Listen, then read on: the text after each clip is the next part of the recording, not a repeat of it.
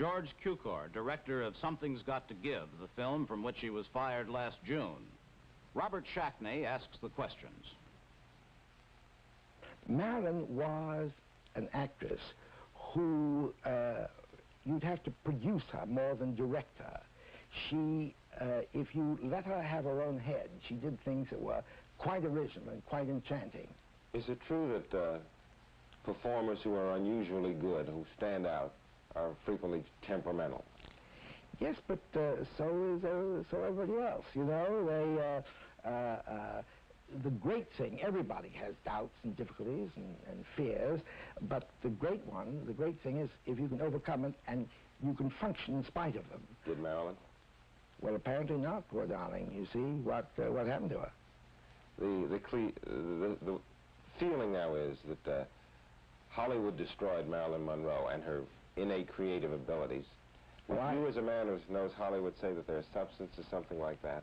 Well, I think that's, of course, an awful lot of nonsense, and I think people are jumping in with all kinds of sensational and rather silly statements, from my point of view, and big generalities, I suppose, under the stress of emotion. I don't know why, and I'm surprised that rather intelligent people have said that. I don't know why Hollywood destroyed her. Hollywood, in a sense, created her.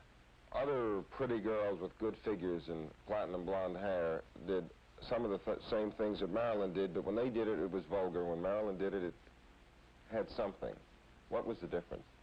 Well, for all her flash, Marilyn was a very distinguished creature in her own way.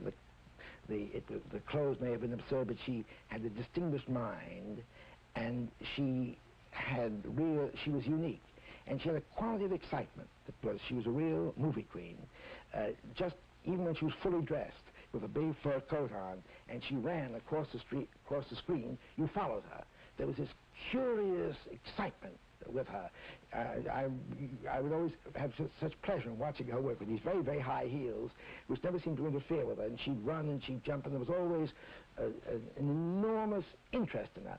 You know, Mrs. Patrick Campbell said many years ago, Mrs. Patrick Campbell was a very witty woman, who said about Tallulah Bankhead, she said, watching Tallulah on the stage was like watching somebody skate on very thin ice.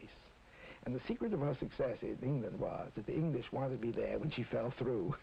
Well, one always felt that somehow.